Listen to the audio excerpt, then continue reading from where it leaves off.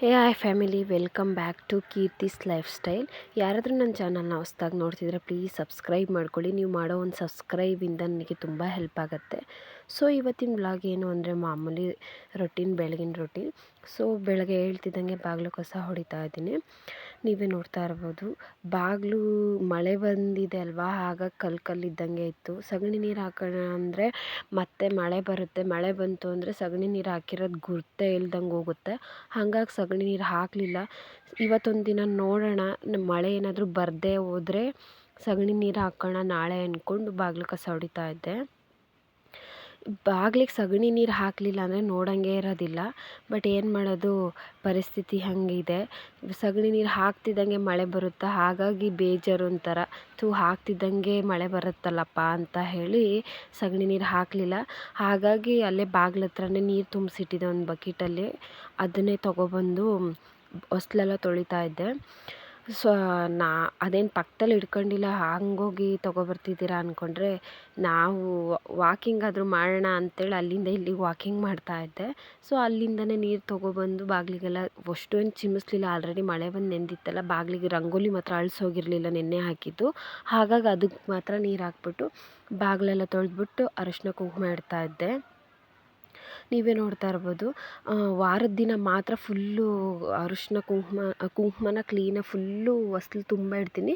ಬೇರೆ ದಿನ ಎಲ್ಲ ಹಾಗೇ ಡಾಟ್ಸ್ ಇಟ್ಟು ಅದರ ನಡುವೆ ರೆಡ್ ಕಲರ್ ಕೆಂಪು ಕುಂಕುಮ ಇಟ್ಬಿಡ್ತೀನಿ. ಮತ್ತು ಹೊಸ್ಲಿಗದು ಫುಲ್ ಏನಾದರೂ ರಂಗೋಲಿ ಹಾಕಲಿಲ್ಲ ಅಂದರೆ ಖಾಲಿ ಒಂಥರ ಬೋಳ ಬೋಳ ಅನಿಸುತ್ತೆ ಅಂಥೇಳಿ ಹೊಸ್ಲಿಗೆ ಮಾತ್ರ ಫುಲ್ಲು ರಂಗೋಲಿ ಹಾಕ್ತಾನೆ ಇರ್ತೀನಿ. ಅದೇನೋ ಒಂಥರ ಇಷ್ಟ ಆ ಥರ ರಂಗೋಲಿ ಹಾಕೋಕ್ಕೆ. ಮತ್ತು ದೊಡ್ಡದೇನು ರಂಗೋಲಿ ಹಾಕಲಿಲ್ಲ. ಬೇಗ ಕ್ವಿಕ್ಕಾಗಿ ಆಗೋಂಥದ್ದು 4ರಿಂದ 2 ಅದನ್ನು ಪಟ್ಟಂತ ಬಿಡಿಸ್ದೆ. ತುಂಬ ರಂಗೋಲಿ ಬರುತ್ತೆ, ಬಟ್ ಬಿಡಿಸೋಷ್ಟು ಪೇಷನ್ಸ್ ಇರೋಲ್ಲ. ಹಬ್ಬದ ಟೈಮಲ್ಲಿ ಅಷ್ಟೇ ದೊಡ್ಡ ದೊಡ್ಡ ರಂಗೋಲಿ ಹಾಕೋದು, ಮಿಕ್ಕಿ ಟೈಮಲ್ಲೆಲ್ಲ ಚಿಕ್ಕ ಚಿಕ್ಕದಾಗಿ ಹಾಗೆ ಡೇನ ಸ್ಟಾರ್ಟ್ ಮಾಡೋದೆ. ಮತ್ತು ಆ್ಯಸ್ ಯೂಶ್ವಲ್ ಅಲ್ಲಿ ಆ ಗಿಡದಲ್ಲಿ ಹೂವು ಬಿಟ್ಟಿತ್ತು. ಆ ಹೂವನ್ನ ಹಾಗೆ ಕಿತ್ಕೊಂಡ್ಬಂದು ರಂಗೋಲಿ ಹಾಕಿದ್ನಲ್ಲ, ಅದಕ್ಕೆಲ್ಲ ಹಾಗೆ ಇಡೋಣ ಅಂಥೇಳಿ ರಂಗೋಲಿಗೂ ಇಟ್ಟೆ. ಮತ್ತು ಹೊಸ್ಲಿಗೂ ಹಾಗೆ ಆ ಹೂವನ್ನು ಇಟ್ಟೆ. ಅದೇನೋ ನೋಡೋಕ್ಕೇನೋ ಒಂಥರ ಫಿಲ್ ಆದಂಗೆ ಫೀಲ್ ಆಗುತ್ತೆ. ಬಾಗಿಲಿಗೆ ರಂಗೋಲಿ ಹಾಕಿ ಹೂವು ಇಟ್ಟರೆ ಮನಸ್ಸಿಗೇನೋ ಒಂಥರ ಖುಷಿ. ಮತ್ತು ನೆನ್ನೆನೇ ಬಟ್ಟೆ ತೊಳೆದಿದ್ದೆ, ನೆನ್ನೆನೇ ಒಣಗಾಕಿದೆ. ಮತ್ತು ನೈಟ್ ಎಲ್ಲಾದರೂ ಮಳೆ ಬಂದುಬಿಡತ್ತೆ ಅಂತ ಅದನ್ನು ತೆಗ್ದು ಒಳಗಡೆ ಹಾಗೆ ಹಾರಕ್ಕೆ ಹಾಕಿದೆ. ಅದನ್ನು ತೆಗ್ದು ಇವಾಗ ಹೊರಗಡೆ ಹಾರಕ್ಕೆ ಹಾಕ್ತಾಯಿದ್ದೀನಿ, ಇಲ್ಲಾಂದರೆ ಸ್ಮೆಲ್ ಬರುತ್ತೆ ಅಂತ ಹೇಳಿ ಹೊರಗಡೆ ಹಾರಕ್ಕೆ ಹಾಕ್ತಾಯಿದ್ದೆ. ನೆನ್ನೆನೇ ತೊಳೆದಿದ್ದೆ, ಡೈಲಿ ತೊಳಿತೀನಿ. ತುಂಬ ತೊಳೆದ್ರೆ ಮತ್ತು ಒಣಗ್ಸೋಕ್ಕೆ ಜಾಗ ಇದೆ, ಬಟ್ ಒಣಗೋದಿಲ್ಲಲ್ಲ.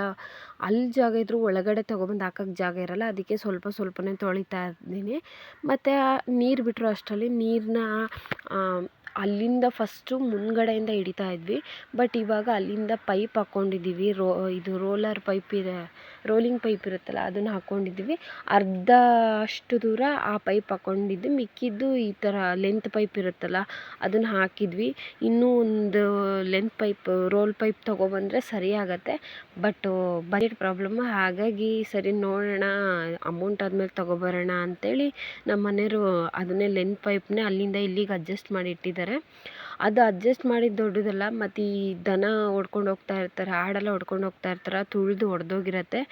ಆದರೂ ಅದನ್ನು ಪ್ಯಾಚ್ ಅಂಟಿಸಿನೇ ಅದ್ರಲ್ಲಿ ನೀರು ಹಿಡಿಬೇಕಾಗತ್ತೆ. ಬೆಳಗ್ಗೆನೇ ಅದು ಕಿತ್ತಾಕಿರ್ತಾರೆ, ಅದನ್ನು ಮತ್ತೆ ಹಾಕ್ಬಿಟ್ಟು ಮತ್ತೆ ನೀರು ಹಿಡಿಬೇಕು.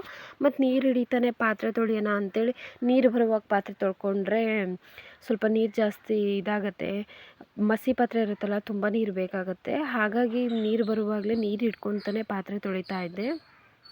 ತುಂಬ ಏನು ಪಾತ್ರೆ ಇರಲಿಲ್ಲ. ಆಲ್ರೆಡಿ ಸಂಜೆ ಒಂದು ಸರಿ ತೊಳೆದಿರ್ತೀನಿ. ಇವಾಗ ಮಕ್ಕಳೂ ಇಲ್ಲ, ಒಬ್ಬಳೇ ಇರೋದು. ಅವಳು ಒಬ್ಬಳು ಇದ್ಲು, ಇಲ್ಲಾಂದರೆ ಅಲ್ಲಿಗೆ ಹೋಗಿರ್ತಾಳೆ. ನೆನ್ನೆ ನೈಟ್ ನಮ್ಮ ಚಿಕ್ಕವಳು ಅಲ್ಲೇ ಮಲ್ಕೊಂಡಿದ್ಲು. ನಾನು ನಮ್ಮ ಯಜಮಾನ್ರು ಅಷ್ಟೇ ಇಬ್ಬರೇ. ಸೊ ಜಾಸ್ತಿ ಪಾತ್ರೆ ಇರೋಲ್ಲ. ಬಟ್ ಮಸಿ ಪಾತ್ರೆ ತಿಕ್ಕೋಕ್ಕಂತೂ ಒಂದು ಗಂಟೆ ಬೇಕು. ಅದು ನೀಟಾಗಿ ಹೋಗಲಿಲ್ಲ ಅಂದರೂ ಮನಸ್ಸಿಗೆ ಸಮಾಧಾನ ಆಗೋಲ್ಲ. ಅಂದರೂ ನನ್ನ ಕೈಲಾದಷ್ಟು ಅಷ್ಟೇ ತಿಕ್ಕೋಕ್ಕಾಗೋದು. ಆಮೇಲೆ ನೈಟೇ ಇಡ್ಲಿ ಮಾಡೋಣ ಅಂಥೇಳಿ ಹಿಟ್ಟನ್ನ ರುಬ್ಬಿಟ್ಟಿದ್ದೆ. ಆ ಹಿಟ್ಟು ಹಿಟ್ಟು ಚೆನ್ನಾಗಿ ಹುಳಿ ಬಂದಿತ್ತು. ನನ್ನ ಕೈಯಲ್ಲಿ ಹೇಗೆ ಅಂದರೆ ಏನಾದರೂ ಒಂದು ವಸ್ತುನ ಕಲಸಿಟ್ಬಿಟ್ಟೆ ಅಂದರೆ ತುಂಬ ನೀರು ಬಿಟ್ಟಿರುತ್ತೆ. ಅಕಸ್ಮಾತ್ ತಟ್ಟೆಯಲ್ಲಿ ಅನ್ನ ಏನಾದರೂ ಹಾಕ್ಕೊಂಡು ಅದನ್ನು ಊಟ ಮಾಡಿದೆ ಹಂಗೆ ಎದ್ದೋಗ್ಬಿಟ್ಟೆ ಅಂದರೆ ಅದು ಮತ್ತೆ ಇನ್ನೊಂದು ಸರಿ ಕೈ ಇಟ್ಟು ಊಟ ಮಾಡೋಕ್ಕಾಗಲ್ಲ, ಅಷ್ಟು ನೀರು ಬಿಡುತ್ತೆ. ಹಾಗಾಗಿ ನಾನು ಒಂದು ಟೈಮ್ ಏನಾದರೂ ಊಟಕ್ಕೆ ಕೂತೆ ಅಂದರೆ ಊಟ ಮುಗಿಯೋವರೆಗೂ ಹೇಳೋದಿಲ್ಲ. ಅದು ರುಬ್ಬುವಾಗ ನಾನು ಉಪ್ಪಾಕಿ ರುಬ್ಬಲ್ಲ, ಅದನ್ನು ಆಮೇಲೆ ಬೆಳಗ್ಗೆ ಎದ್ದು ಮಾಡೋಕ್ಕೆ ಒಂದು ಅರ್ಧ ಮುಕ್ಕಾಲು ಗಂಟೆ ಮುಂಚೆ ಉಪ್ಪಾಕಿ ಅದನ್ನು ಕಲಸಿಡ್ತೀನಿ. ಆಮೇಲೆ ನೈಟು ಎಲ್ಲ ಅಡುಗೆ ಮಾಡಿ ಹಾಗೆ ಬಿಟ್ಟಿದ್ದೆ. ಮತ್ತು ಸೌದೆ ಒಣಗಲಿ ಅಂತ ಅದ್ರ ಮೇಲೆ ಇಟ್ಟಿದ್ದೆ. ಸೊ ಅದನ್ನೆಲ್ಲ ತೆಗೆದಿಟ್ಟು ಬೂದಿನೆಲ್ಲ ಬಾಚ್ತಾಯಿದ್ದೀನಿ. ಡೈಲಿ ಇದೊಂದು ಇದು ಬೂದಿ ಮತ್ತು ಪಾತ್ರೆ ತೊಳೆಯೋಕ್ಕಾಗತ್ತೆ ಅಂತೇಳಿ ಅದನ್ನು ಎತ್ತಿಕ್ತಾ ಇದ್ದೆ. ಬೂದಿನೆಲ್ಲ ಬಾಚಿಟ್ಟು ಹಾಗೆ ಎಲ್ಲ ಗೂಡಿಸ್ಕೊಳ್ಳೋಣ ಅಂತೇಳಿ ಒಲೆನೆಲ್ಲ ಗುಡಿಸ್ತಾ ಇದ್ದೆ. ಒಲೆ ಗೂಡಿಸಿ ಅದ್ರ ಮೇಲೆ ನೀರು ಚಿಮ್ಸಿದ್ಮೇಲೆ ಮತ್ತೆ ಒಲೆ ಹಚ್ಚೋದು. ಸೊ ಅಲ್ಲಿರೋ ಇದು ಬೂದಿ ಮತ್ತು ಇವಾಗ ಬಾಚಿದ್ನಲ್ಲ ಅದೆಲ್ಲ ಬೂದಿ ಇರುತ್ತೆ ಅಂತೇಳಿ ಅದನ್ನೆಲ್ಲ ತೆಗ್ದು ಹೊರಗಡೆ ಇದ್ದಿದ್ದು ಕಡ್ಡಿ ಕಸನೆಲ್ಲ ಅದ್ರೊಳಗೆ ತುಂಬಿಬಿಟ್ಟು ಎಲ್ಲ ಗೂಡಿಸ್ತಾ ಇದ್ದೀನಿ. ಗೂಡಿಸ್ಕೊಂಡು ರಂಗೋಲಿ ಅದೇನು ಹೋಗಿರಲಿಲ್ಲ, ಹಾಗಾಗಿ ಬರೀ ನೀರು ಮಾತ್ರ ಚಿಮ್ಸಿಬಿಟ್ಟಿದ್ರು. ರಂಗೋಲಿ ಅರಶಿನ ಎಲ್ಲ ನೆನ್ನೆ ಬಳ್ದು ಇಟ್ಟಿದ್ನಲ್ಲ ಅದು ಹೋಗಿರಲಿಲ್ಲ, ಹಾಗಾಗಿ ಹಾಗೆ ನೀರು ಮಾತ್ರ ಚಿಮ್ಮಿಸ್ಬಿಟ್ಟು ಒಲೆ ಹಚ್ಚೋಣ ಅಂತೇಳಿ ಚಕ್ಕೆ ಆರಿಸ್ಕೊಂಬಂದು ಒಲೆ ಹಚ್ಚುತ್ತಾ ಇದ್ದೀನಿ. ಒಲೆ ಹಚ್ಚುವಾಗ ಸೌದೆ ಒಣಗಿತ್ತು ಅಂದರೆ ಪಟ್ಟಂತ ಹೊತ್ತುತ್ತೆ, ಇಲ್ಲ ಅಂದರೆ ಅದೊಂದು ಹೊಚ್ಚೋದ್ರೊಳಗೆ ಸಾಕಾಗತ್ತೆ. ನಾನು ಹೇಳ್ದಂಗೆ ಪೇಪರ್ ಏನೂ ಒಗೆಸೋದಿಲ್ಲ, ಆ ಪೇಪರ್ ಇಟ್ಕೊಂಡ್ರೆ ಡೈಲಿ ನಾನು ಒಲೆ ಹಚ್ಚೋದು. ಸೊ ಇರೋ ಬರೋ ಕವರ್ ಏನು ಕೂಡಿಟ್ಟಿನೋ ಇಲ್ಲೋ ಕವರ್ಗಳ್ನೆಲ್ಲ ಚೆನ್ನಾಗಿ ಕೂಡಿಟ್ಟಿದ್ದೀನಿ, ಯಾಕೆಂದರೆ ಒಲೆ ಹಚ್ಚೋಕ್ಕೆ ಬೇಕಾಗುತ್ತೆ ಅಂತೇಳಿ ಒಲೆಗೆ ಅಂತಲೇ ಪೇಪರ್ನೆಲ್ಲ ಒಗೆಸ್ತಾ ಹಾಗೆ ಕೂಡಿಟ್ಟಿದ್ದೀನಿ. ಒಂದು ಬಿಸ್ಕೆಟ್ ಸಹ ತಿಂದರೂ ಆ ಕವರ್ನ ನಾಳೆ ಒಲೆ ಹಚ್ಚೋಕ್ಕೆ ಬರುತ್ತೆ ಎತ್ತಿಕ್ರಿ ಅಂತ ಮಕ್ಳ ಹತ್ರನೂ ಅವರು ತಗೊಬಂದು ಆ ಕವರ್ ಒಳಗೆ ಹಾಕಿಟ್ಟಿರ್ತಾರೆ. ಸೊ ಒಲೆ ಹಚ್ಚುತ್ತಿದ್ದಂಗೆ ಅದೊಂದು ಸ್ವಲ್ಪ ನಿಧಾನಕ್ಕೆ ಹೊತ್ತುತ್ತಾ ಇತ್ತು. ಸರಿ ನಿಧಾನಕ್ಕೆ ಹೊತ್ಕೊಳ್ಳಿ ಅಂತ ಹೇಳಿ ಕಾಫಿಗಿಡೋಣ ಅಂತ ಹೇಳಿ ತೊಗೊಬಂದೆ. ಒಂದೇ ಸತಿ ಪದೇ ಪದೇ ಎದ್ದೋಗೋಕ್ಕಾಗಲ್ಲ ಅಂಥೇಳಿ ಕಾಫಿ ಮಾಡೋಕ್ಕೆ ಏನೇನು ಬೇಕು ಎಲ್ಲ ತೊಗೊಬಂದು ಕಾಫಿ ಮಾಡಿದೆ.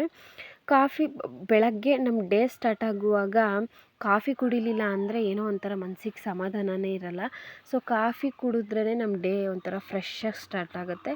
ಸೊ ಕಾಫಿ ಕುಡಿತಿದ್ದ ಹಾಗೆ ಕಾಫಿ ಅಲ್ಲ ಟೀ ಮಾಡಿದ್ದೆ. ಟೀ ಕುಡಿತಿದ್ದ ಹಾಗೆ ಆಮೇಲೆ ಸರಿ ಇಡ್ಲಿನಾದರೂ ಮಾಡೋಣ ಅಂತೇಳಿ ಇಡ್ಲಿ ಪಾತ್ರೆ ತೊಗೊಬಂದು ಇಡ್ತಾ ಇದ್ದೆ. ಎಲ್ಲ ಮಸಿ ತಿಕ್ಕೋದ್ರೊಳಗೆ ಸಾಕಾಗೋಗುತ್ತೆ. ಬಟ್ ಏನು ಮಾಡೋಕ್ಕಾಗಲ್ಲ, ಪರಿಸ್ಥಿತಿ ಹಾಗಿದೆ. ಅಡ್ಜಸ್ಟ್ ಮಾಡ್ಕೊಂಡು ನಮ್ಮ ಪರಿಸ್ಥಿತಿ ಹೆಂಗಿದೆ ಹಂಗೆ ಅಡ್ಜಸ್ಟ್ ಮಾಡ್ಕೊಂಡು ಜೀವನ ಮಾಡ್ಕೊಂಡು ಹೋಗಬೇಕು. ಅದಿಲ್ಲ ಇದಿಲ್ಲ ಅಂತ ಹೇಳೋಕ್ಕಂತೂ ಆಗೋದೇ ಇಲ್ಲ. ಸೊ ಹಂಗಾಗಿ ಹೆಂಗೆ ಲೈಫ್ ಹೋಗುತ್ತೋ ಹಂಗೆ ನಾವು ಹೋಗ್ಬೇಕಷ್ಟೆ. ಮತ್ತು ಎಣ್ಣೆ ಜಾಸ್ತಿ ಇರಲಿಲ್ಲ, ಪ್ಯಾಕೆಟ್ ಖಾಲಿಯಾಗಿತ್ತು, ಆಲ್ರೆಡಿ ತರಿಸ್ಬೇಕಿತ್ತು. ಸೊ ಇರೋ ಎಣ್ಣೆನೇ ಹಾಕಿ ಅದು ಪ್ಲೇಟ್ಸ್ಗೆಲ್ಲ ಹಚ್ಚುತ್ತಾ ಇದ್ದೆ. ಸೊ ಅದು ಹಚ್ಚುತ್ತಿದ್ದ ಹಾಗೆ ಎಲ್ಲ ಹಚ್ಬಿಟ್ಟು ಹಿಟ್ಟನ್ನೆಲ್ಲ ಹುಯ್ದ್ಬಿಟ್ಟು ಆಲ್ರೆಡಿ ಹುಳಿ ಚೆನ್ನಾಗೇ ಬಂದಿತ್ತು ಹುಳಿ. ಸೊ ಹಾಗಾಗಿ ಹಿಟ್ಟನ್ನೆಲ್ಲ ಹುಯ್ದು ಒಲೆ ಇವಾಗ ಚೆನ್ನಾಗಿ ಉರಿತಿತ್ತಾ. ಸೊ ಅಂದರೂ ಎಷ್ಟೇ ಉರಿದ್ರೂ ಹೊಗೆ ಅನ್ನೋದು ಸ್ವಲ್ಪ ಇದ್ದೇ ಇರುತ್ತೆ ಒಳಗಡೆ ಕುತ್ಕೊಳಕ್ಕಾಗಲ್ಲ ತುಂಬ ಹೊತ್ತು. ಮತ್ತು ಒಲೆ ಮುಂದೆನೂ ತುಂಬ ಹೊತ್ತು ಕುತ್ಕೊಳಕ್ಕಾಗಲ್ಲ, ಅದು ಉರಿತಾ ಇರುತ್ತಲ್ಲ ಅದು ಶಾಖ ಕಾಲೆಲ್ಲ ಉರಿ ಬಂದಂಗೆ ಆಗುತ್ತೆ. ನಾನು ಆ ಕಡೆ ಈ ಕಡೆ ತಿರುಗಾಡ್ಕೊಂಡು ಹಿಟ್ಟು ಹುಯ್ತಾ ಇದ್ದೆ, ಯಾಕೆಂದರೆ ಅದು ಒಂಥರ ಹವೆ ಹೊಡಿತಾ ಇರುತ್ತಲ್ಲ ಕಾಲಿಗೆ ಒಂಥರ ಚುರು ಚುರು ಅನ್ನುತ್ತೆ ಅಂತೇಳಿ ಆ ಕಡೆ ತಿರ್ಕೊಂಡು ಹುಯ್ತಾ ಇದ್ದೆ. ಹುಯ್ದ್ಬಿಟ್ಟು ಅದನ್ನು ಬೇಯಕ್ಕೆ ಇಟ್ಬಿಟ್ಟು ಒಂದು ಕಡೆ ಚಟ್ನಿ ರೆಡಿ ಮಾಡೋಣ ಅಂದ್ಕೊಂಡು ಬಂದೆ. ಸೊ ಚಟ್ನಿ ಯಾರೂ ಇರಲಿಲ್ಲ, ನಾನು ನಮ್ಮ ಚಿಕ್ಕವಳು ಅಷ್ಟೇ. ನಮ್ಮ ಮನೆಯವ್ರು ಕೆಲ್ಸಕ್ಕೆ ಹೋಗಿದ್ರಾ, ಹಾಗಾಗಿ ನಮ್ಮಿಬ್ಬರಿಗೆ ಅಲ್ಲ ಅಂಥೇಳಿ ಚಟ್ನಿ ರೆಡಿ ಮಾಡ್ತಾಯಿದ್ದೆ. ಚಟ್ನಿ ಕಾಯಿ ಅಂದರೆ ಮನೇಲೇ ಇರುತ್ತೆ, ನಮ್ಮದೇನು ಕಾಯಿ ಏನು ಕೊಂಡ್ಕೊಬೇಕು ಅಂತ ಏನಿಲ್ಲ.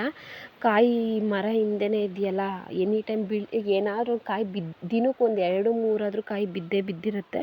ಸೊ ಅದನ್ನೇ ತೊಗೊಬಂದು ಚಟ್ನಿ ರೆಡಿ ಮಾಡ್ಕೊಳ್ಳೋಣ ಅಂತೇಳಿ ಚಟ್ನಿ ರೆಡಿ ಮಾಡ್ತಾಯಿದ್ದೆ. ಇದು ಕಡಲೆ ಚಟ್ನಿನೇ ಮಾಡೋಣ ಅಂತೇಳಿ ಕಡಲೆ ಚಟ್ನಿಗೆಲ್ಲ ರೆಡಿ ಮಾಡ್ಕೊತಾ ಇದ್ದೆ. ಜಾಸ್ತಿ ಮೆಣ್ಸಿನ್ಕಾಯಿ ಹಾಕಿಲ್ಲ, ಯಾಕೆಂದರೆ ನಮ್ಮ ಚಿಕ್ಕವಳು ತಿನ್ನಲ್ಲ ಖಾರ ಆದರೆ. ಹಾಗಾಗಿ ಮತ್ತು ನಮಗೂ ಖಾರ ಆದರೆ ತಿನ್ನೋಕ್ಕಾಗಲ್ಲ ಅಂಥೇಳಿ ಮೀಡಿಯಮ್ಮಾಗಿ ಖಾರ ಹಾಕಿ ಚಟ್ನಿನ ರೆಡಿ ಮಾಡಿಕೊಂಡೆ. ಮತ್ತು ಏನು ಮಾಡಿದೆ ಅಂದರೆ ಕರ್ಬೇವು ಸೊಪ್ಪು ಇರಲಿಲ್ಲ, ಅದು ಮಕ್ಳಿಗೆ ಹೇಳಿ ಕಿತ್ಕೊಂಬರೋಕ್ಕೆ ಹೇಳಿ ನಮ್ಮ ನಾದಿನಿ ಮಗ ಮತ್ತು ನಮ್ಮ ಚಿಕ್ಕವಳು ಹೋಗಿ ಕರ್ಬೇವು ಸೊಪ್ಪನ್ನ ಕಿತ್ಕೊಂಬಂದರು. ಆಮೇಲೆ ನಮ್ಮ ಚಿಕ್ಕವಳು ಬಾಗ್ಲಲ್ಲಿ ಕೂತ್ಕೊಂಡು ಇನ್ನೂ ಆಗಿಲ್ವಾ ಕತೆ ಹೇಳ್ತಾ ಇದ್ಲು. ನಾನು ಸುಮ್ಮನೆ ಕೇಳ್ಕೊಂಡು ಹಾಗೆ ಅಡುಗೆ ಮಾಡ್ತಾಯಿದ್ದೆ.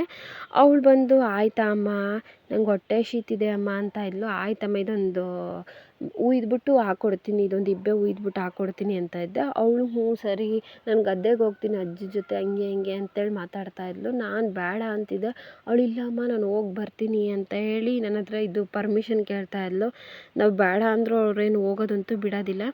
ಸೊ ನಮ್ಮ ನಾದಿನಿ ಮಗನೂ ಇದನ್ನ ಅವನು ಅತ್ತೆ ನಾನು ಹೋಗ್ತೀನಿ ಆ ಪಾಪನೂ ಕರ್ಕೊಂಡು ಹೋಗ್ತೀನಿ ಅಂತ ಅವನು ಹೇಳ್ತಿದ್ದ. ಸರಿ ತಿಂಡಿ ತಿನ್ಕೊ ಆಮೇಲೆ ಹೋಗಂತೆ ಅಂತ ನಾನು ನಮ್ಮ ಚಿಕ್ಕವಳಿಗೆ ಹೇಳ್ತಾ ಇದ್ದೆ. ಸರಿ ಅಂತ ಹೇಳಿ ಅವಳು ಹಂಗೆ ಒಳಗಡೆ ಬಂದ್ಬಿಟ್ಟು ಇಡ್ಲಿನ ಮಾಡ್ತಿದ್ದೀಯಾ ಅಮ್ಮ ಅಂತೇಳಿ ಬಂದು ಇಡ್ಲಿ ಹುಯ್ದಿಟ್ಟು ಹಾಟ್ ಬಾಕ್ಸ್ ಇಟ್ಟಿದ್ನಲ್ಲ ಅದ್ರ ಮೇಲೆ ಹಾಗೆ ಕೂತ್ಕೊಂಡ್ಳು. ಹಾಂ ನಾನು ಇದ್ದಳು ಕೂತ್ಕೊಂಬಿಡ ಇದ್ದಾಳೆ ಅಂದರೆ ಏನಾಗಲ್ಲ ಬಿಡಮ್ಮ ಬಿಸಿ ಏನಿಲ್ಲ ಅಮ್ಮ ಅಂತೇಳಿ ಹೇಳ್ತಾ ಇದ್ಲು. ಆಮೇಲೆ ಇನ್ನೊಂದು ಸ್ವಲ್ಪ ಅಂದರೆ ನಾನು ಜಾಸ್ತಿ ರುಬ್ಬಲ್ಲ, 2 ಇಬ್ಬೆ ಆಗೋಷ್ಟು 2 ಇಬ್ಬೆನೂ ಆಗಿಲ್ಲ, 1 ಇಬ್ಬೆ ಆಯ್ತು. 2 ಇಬ್ಬೆ ಆದ್ರೂ ಅದೇ ಸಂಜೆ ಗಂಟ ಬರುತ್ತೆ. ಮಕ್ಳಿರ್ತಾಳೆ ಅವಳಂತೂ ಕೈಯಲ್ಲಿ ಹಿಡ್ಕೊಂಡು ಹೋಗ್ತಾ ಬರ್ತಾ ತಿಂತಾಳೆ ಅಂತೇಳಿ ಇಡ್ಲಿ ಮಾಡೋದು. ಆಮೇಲೆ ಅದು ಇಬ್ಬೆ ಅದನ್ನು ಹುಯ್ದ್ಬಿಟ್ಟು ಆಮೇಲೆ ಅವಳಿಗೆ ಸರಿ ಬಾ ತಿಂಡಿ ಹಾಕ್ಕೊಡ್ತೀನಿ ಅಂತ ಹೇಳಿ ಪ್ಲೇಟಿಗೆ ಇಡ್ಲಿ ಹಾಕ್ಬಿಟ್ಟು ಚಟ್ನಿ ಹಾಕಿದೆ.